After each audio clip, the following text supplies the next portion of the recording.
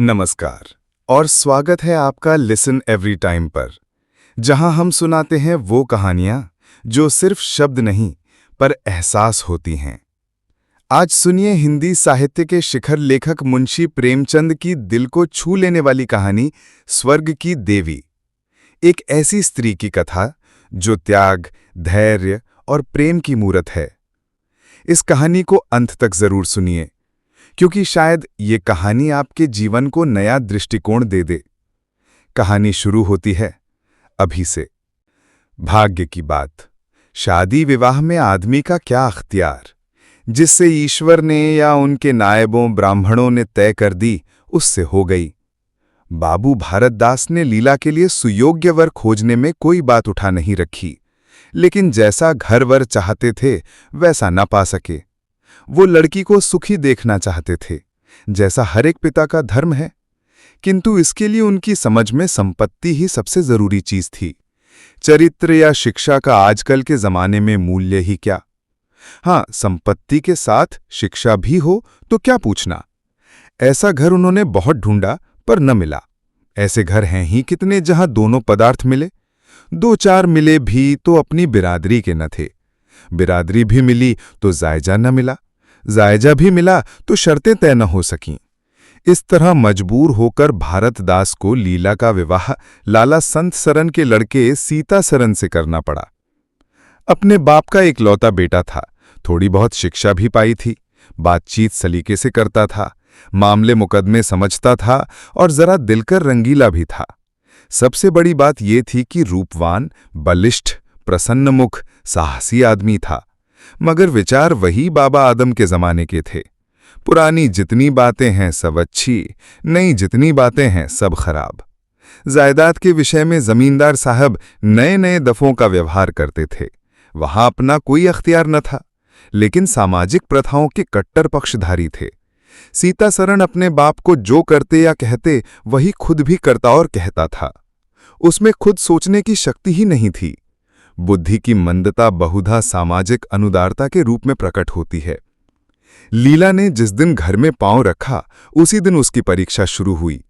वे सभी काम जिनकी उसके घर में तारीफ होती थी यहां वर्जित थे। उसे बचपन से ताजी हवा पर जान देना सिखाया गया था। यहां उसके सामने मुंह खोलना भी पाप था। बचपन से सिखाया गया था रोशनी ही जीवन है। यहां रोशनी के दर्शन भी दुर्लभ थे। घर पर अहिंसा, क्षमा और दया ईश्वरीय गुण बताए गए थे। यहां इसका नाम लेने की भी स्वाधीनता न थी। संत सरन बड़े तीखे गुस्सेवर आदमी थे। नाक पर मक्खी न बैठने देते। धूर्तता और छल कपट से ही उन्होंने जायदाद पैदा की थी और उसी को सफल जीवन का मंत्र समझते थे। उनकी पत्नी उनसे भी 2 अंगुल ऊंची थीं। मजाल क्या कि बहू अपनी अंधेरी कोठरी के द्वार पर खड़ी हो जाए या कभी छत पर टहल सके। प्रलय आ जाता, आसमान सिर पर उठा लेती। उन्हें बकने का मर्ज था। दाल में नमक का जरा तेज हो जाना उन्हें दिन भर बकने के लिए काफी बहाना था। मोटी ताजी महिला थीं। छींट का घाघरेदार लहंगा पहने, पानदान बगल में रखे, गहनों से लदी हुई, सारे दिन बरौठे में माची पर बैठी रहती थीं। क्या मजाल की घर में उनकी इच्छा के विरुद्ध एक पत्ता भी हिल जाए। बहू की नई नई आदतें देख देख जला करती थीं। अब काहे को आबरू रहेगी, मुंडेर पर खड़ी होकर झांकती है। मेरी लड़की ऐसी दीदा दिलेर होती तो गला घोंट देती। न जाने इसके देश में कौन लोग बसते हैं। गहने नहीं पहनती, जब देखो नंगी बुच्ची बनी बैठी रहती है। ये भी कोई अच्छे लक्षण हैं। लीला के पीछे सीता सरन पर भी फटकार पड़ती। तुझे भी चांदनी में सोना अच्छा लगता है क्यों? तू भी अपने को मर्द कहेगा। वो मर्द कैसा कि औरत उसके कहने में न रहे। दिन भर घर में घुसा रहता है, मुंह में जबान नहीं है, समझाता क्यों नहीं? सीता सरन कहता, अम्मा, जब कोई मेरे समझाने से माने तब तो। मानेगी क्यों नहीं? तू मर्द है कि नहीं? मर्द वो चाहिए कि कड़ी निगाह से देखे तो औरत कांप उठे। सीता सरन, तुम तो समझाती ही रहती हो। मां, मेरी उसे क्या परवाह। समझती होगी बुढ़िया 4 दिन में मर जाएगी, तब मैं मालकिन हो ही जाऊंगी। सीता सरन, तो मैं भी तो उसकी बातों का जवाब नहीं दे पाता। देखती नहीं हो कितनी दुर्बल हो गई है। वो रंग ही नहीं रहा। उस कोठरी में पड़े पड़े उसकी दशा बिगड़ती जा रही है। बेटे के मुंह से ऐसी बातें सुन माता आग हो जाती और सारे दिन जलती। कभी भाग्य को कोसती, कभी समय को। सीतासरण माता के सामने तो ऐसी बातें करता, लेकिन लीला के सामने जाते ही उसकी मति बदल जाती थी। वो वही बातें करता जो लीला को अच्छी लगती, यहां तक कि दोनों वृद्धा की हंसी उड़ाते। लीला को इसमें और कोई सुख न था। वो सारे दिन कुड़ती रहती, कभी चूल्हे के सामने न बैठी थी, पर यहां पसेरियों आटा थोपना पड़ता, मजूरों और टहलुओं के लिए भी रोटियां पकानी पड़ती। कभी कभी वो चूल्हे के सामने बैठी घंटों होती। ये बात न थी कि ये लोग कोई महाराज रसोइया न रख सकते हों, पर घर की पुरानी प्रथा यही थी कि बहू खाना पकाए और उस प्रथा को निभाना जरूरी था। सीतासरण को देखकर लीला का संतप्त हृदय एक क्षण के लिए शांत हो जाता था। गर्मियों के दिन थे और संध्या का समय। बाहर हवा चलती, भीतर देह फूकती। लीला कोठरी में बैठी एक किताब देख रही थी कि सीतासरण ने आकर कहा, यहां तो बड़ी गर्मी है, बाहर बैठो। लीला, ये गर्मी उन तानों से अच्छी है जो अभी सुनने पड़ेंगे। सीतासरण, आज अगर बोली तो मैं भी बिगड़ जाऊंगा। लीला, तब तो मेरा घर में रहना भी मुश्किल हो जाएगा। सीतासरण, बला से अलग ही रहेंगे। लीला, मैं तो मर भी जाऊं तो भी अलग न रहूं। वो जो कुछ कहती सुनती हैं, अपनी समझ से मेरे भले के लिए ही कहती सुनती हैं। उन्हें मुझसे कुछ दुश्मनी थोड़े ही है। हाँ, हमें उनकी बातें अच्छी ना लगे, ये दूसरी बात है। उन्होंने खुद वो सब कष्ट झेले हैं जो वो मुझे झेलवाना चाहती हैं। उनके स्वास्थ्य पर उन कष्टों का जरा भी असर नहीं पड़ा। वो इस 65 वर्ष की उम्र में मुझसे कहीं टाठी हैं, फिर उन्हें कैसे मालूम कि इन कष्टों से स्वास्थ्य बिगड़ सकता है। सीतासरण ने उसके मुरझाए हुए मुख की ओर करुण नेत्रों से देखकर कहा, तुम्हें इस घर में आकर बहुत दुख सहना पड़ा। ये घर तुम्हारे योग्य ना था। तुमने पूर्व जन्म में जरूर कोई पाप किया होगा। लीला ने पति के हाथों से खेलते हुए कहा, यहां ना आती तो तुम्हारा प्रेम कैसे पाती। 5 साल गुजर गए। लीला 2 बच्चों की मां हो गई। एक लड़का था, दूसरी लड़की। दोनों बच्चे घर को गुलजार किए रहते थे।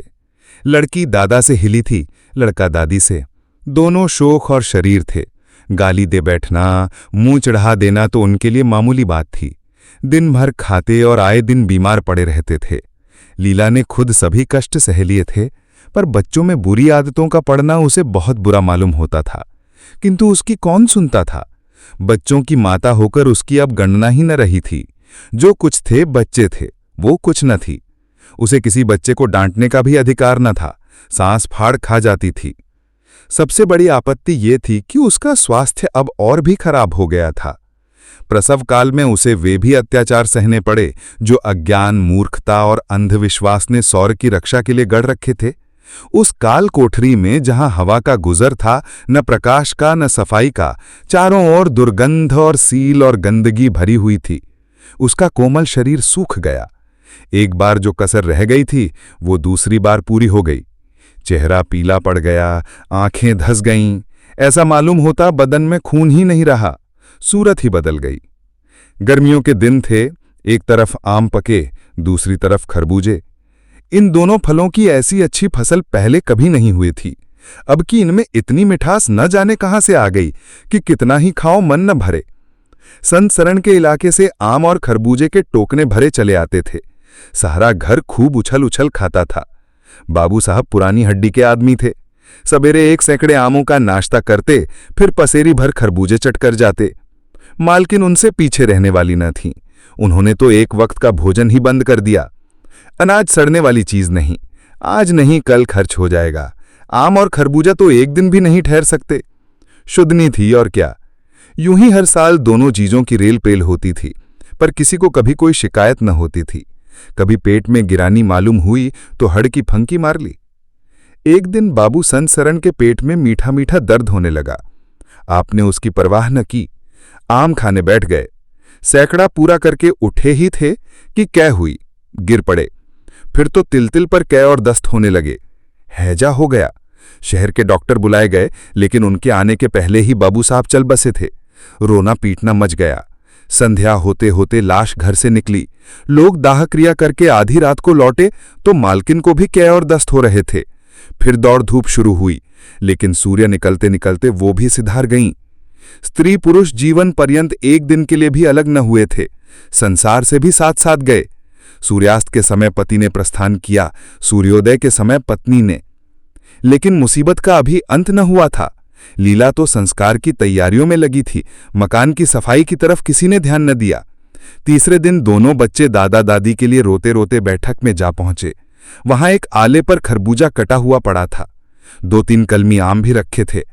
इन पर मक्खियां भिनक रही थीं। जानकी ने एक तिपाई पर चढ़कर दोनों चीजें उतार लीं और दोनों ने मिलकर खाईं। शाम होते होते दोनों को हैजा हो गया और दोनों माँ बाप को रोता छोड़ चल बसे। घर में अंधेरा हो गया। 3 दिन पहले जहां चारों ओर चहल पहल थी, वहां अब सन्नाटा छाया हुआ था। किसी के रोने की आवाज भी न सुनाई देती थी। रोता ही कौन? ले दे के कुल 2 प्राणी रह गए थे और उन्हें रोने की सुध न थी। लीला का स्वास्थ्य पहले भी कुछ अच्छा ना था, अब तो वह और भी बेजान हो गई। उठने बैठने की शक्ति भी ना रही। हरदम खोई सी रहती। न कपड़े लत्तों की सुधि थी, न खाने पीने की। उसे न घर से वास्ता था, न बाहर से। जहां बैठती वही बैठी रह जाती। महीनों कपड़े ना बदलती, सिर में तेल ना डालती। बच्चे ही उसके प्राणों के आधार थे। जब वही ना रहे तो मरना और जीना बराबर था। रात दिन यही मनाया करती कि भगवान यहां से ले चलो। सुख दुख सब भुगत चुकी, अब सुख की लालसा नहीं है। लेकिन बुलाने से मौत किसी को आई है? सीता सरन भी पहले तो बहुत रोया धोया, यहां तक कि घर छोड़कर भाग जाता था। लेकिन ज्यों-ज्यों दिन गुजरते थे, बच्चों का शोक उसके दिल से मिटता जाता था। संतान का दुख तो कुछ माता ही को होता है। धीरे धीरे उसका जी संभल गया। पहले की भांति मित्रों के साथ हंसी दिल लगी होने लगी। यारों ने और भी चंग पर चढ़ाया। अब घर का मालिक था, जो चाहे कर सकता था। कोई उसका हाथ रोकने वाला ना था। सैर सपाटे करने लगा। कहां तो लीला को रोते देख उसकी आंखें सजल हो जाती थीं, कहां अब उसे उदास और शोक मग्न देखकर झुंझला उठता। जिंदगी रोने ही के लिए तो नहीं है। ईश्वर ने लड़के दिए थे, ईश्वर ही ने छीन लिए। क्या लड़कों के पीछे प्राण दे देना होगा? लीला ये बातें सुनकर भौंचक रह जाती।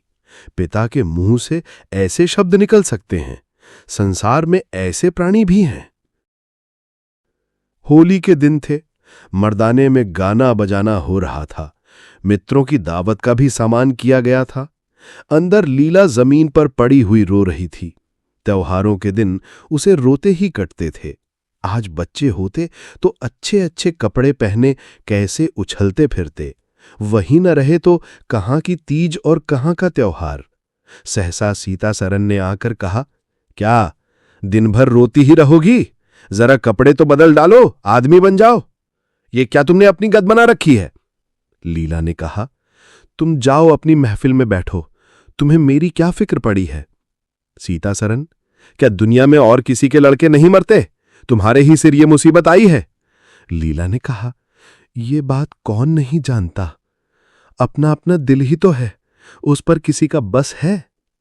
सीता सरन, मेरे साथ भी तो तुम्हारा कुछ कर्तव्य है। लीला ने कुतूहल से पति को देखा, मानो उसका आशय नहीं समझी। फिर मुंह फेर कर रोने लगी। सीता सरन, अब मैं इस मनहूसत का अंत कर देना चाहता हूं। अगर तुम्हारा अपने दिल पर काबू नहीं है तो मेरा भी अपने दिल पर काबू नहीं है। मैं अब जिंदगी भर मातम नहीं मना सकता। लीला, तुम राग रंग मनाते हो, मैं तुम्हें मना तो नहीं करती। मैं रोती हूं तो क्यों रोने नहीं देते? सीता सरन, मेरा घर रोने के लिए नहीं है। लीला, अच्छी बात है, तुम्हारे घर में ना रहूंगी। लीला ने देखा मेरे स्वामी मेरे हाथों से निकले जा रहे हैं। उन पर विषय का भूत सवार हो गया है और कोई समझाने वाला नहीं है। वह अपनी होश में नहीं है। मैं क्या करूं? अगर मैं चली जाती हूं तो थोड़े ही दिनों में सारा घर मिट्टी में मिल जाएगा और इनका वही हाल होगा जो स्वार्थी मित्रों के चंगुल में फंसे हुए नौजवान रईसों का होता है। कोई कुल्टा घर में आ जाएगी और इनका सर्वनाश कर देगी। ईश्वर, मैं क्या करूं? अगर इन्हें कोई बीमारी हो जाती तो क्या मैं उस दशा में इन्हें छोड़कर चली जाती? कभी नहीं। मैं तन मन से इनकी सेवा शुश्रूषा करती, ईश्वर से प्रार्थना करती, देवताओं की मनौतियां करती। माना इन्हें शारीरिक रोग नहीं है, लेकिन मानसिक रोग अवश्य है। आदमी रोने की जगह हंसे और हंसने की जगह रोए, उसके दीवाना होने में क्या संदेह है। मेरे चले जाने से इनका सर्वनाश हो जाएगा, इन्हें बचाना मेरा धर्म है। हाँ, मुझे अपना शोक भूल जाना होगा। रोऊंगी, रोना तो तकदीर में लिखा ही है, रोऊंगी लेकिन हंस हंस कर। अपने भाग्य से लड़ूंगी। जो जाते रहे उनके नाम को रोने सिवाय और कर ही क्या सकती हूं, लेकिन जो है उसे न जाने दूंगी। ए टूटे हुए हृदय, आज तेरे टुकड़ों को जमा करके एक समाधि बनाऊं और अपने शोक को उसके हवाले कर दूं। ओ रोने वाली आंखों, आओ मेरे आंसुओं को अपनी विहसित छटा में छिपा लो। आओ मेरे आभूषणों, मैंने बहुत दिनों तक तुम्हारा अपमान किया, मेरा अपराध क्षमा करो। तुम मेरे भले दिनों के साथी हो, तुमने मेरे साथ बहुत विहार किए हैं। अब इस संकट में मेरा साथ दो, मगर दगा न करना, मेरे भेदों को छिपाए रखना। लीला सारी रात बैठी अपने मन से यही बातें करती रही। उधर मर्दाने में धमा चौकड़ी मची हुई थी। सीतासरन नशे में चूर, कभी गाता था, कभी तालियां बजाता था। उसके मित्र लोग भी उसी रंग में रंगे हुए थे। मालूम होता था इनके लिए भोग विलास के सिवाय और कोई काम नहीं है। पिछले पहर को महफिल में सन्नाटा हो गया। हू-हा की आवाजें बंद हो गईं। लीला ने सोचा, क्या लोग कहीं चले गए या सो गए? एकाएक सन्नाटा क्यों छा गया?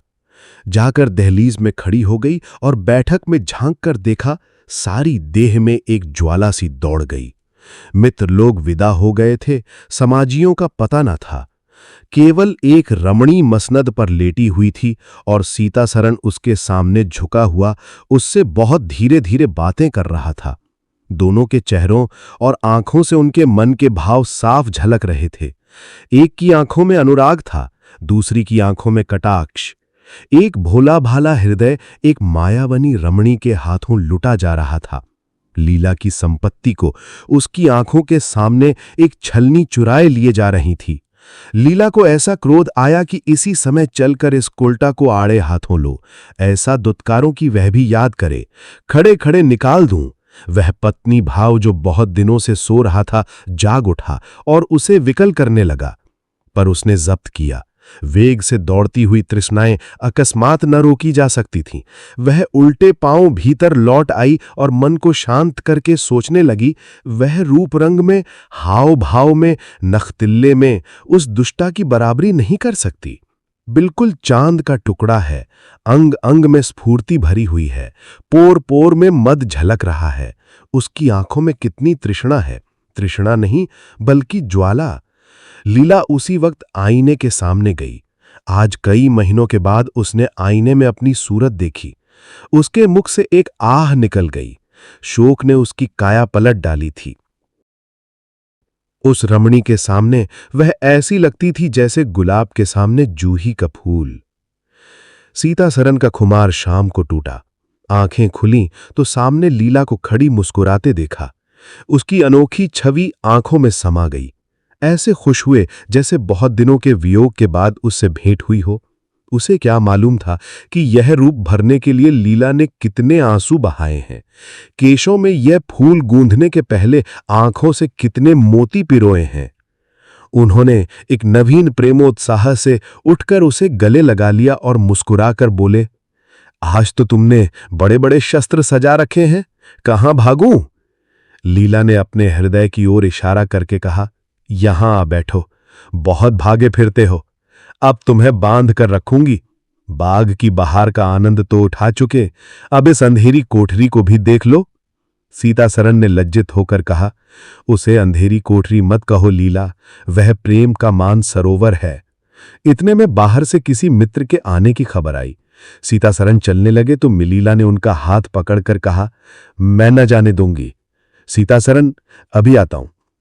लीला, मुझे डर लगता है कहीं तुम चले ना जाओ। सीतासरन बाहर आए तो मित्र महाशय बोले, आज दिन भर सोते ही रहे क्या? बहुत खुश नजर आते हो। इस वक्त तो वहां चलने की ठहरी थी ना, तुम्हारी राह देख रही हैं। सीतासरन, चलने को तो तैयार हूं, लेकिन लीला जाने नहीं देती। मित्र, अजी निरे गाउदी ही रहे। आ गए फिर बीवी के पंजे में, फिर किस बिरथे पर गरमाए थे। सीता सरन, लीला ने घर से निकाल दिया था, तब आश्रय ढूंढता फिरता था। अब उसने द्वार खोल दिया और खड़ी बुला रही है। अजी वहां वो आनंद कहां, घर को लाख सजाओ तो क्या बाग हो जाएगा। सीता सरन, भाई घर बाग नहीं हो सकता, पर स्वर्ग हो सकता है। मुझे इस वक्त अपनी क्षुद्रता पर जितनी लज्जा आ रही है वह मैं ही जानता हूं।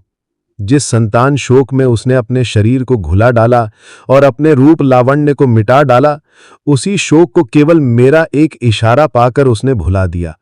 ऐसा भुला दिया मानो कभी शोक हुआ ही नहीं। मैं जानता हूं कि वह बड़े से बड़े कष्ट सह सकती है। मेरी रक्षा उसके लिए आवश्यक है। जब अपनी उदासीनता के कारण उसने मेरी दशा बिगड़ती देखी तो अपना सारा शोक भूल गई।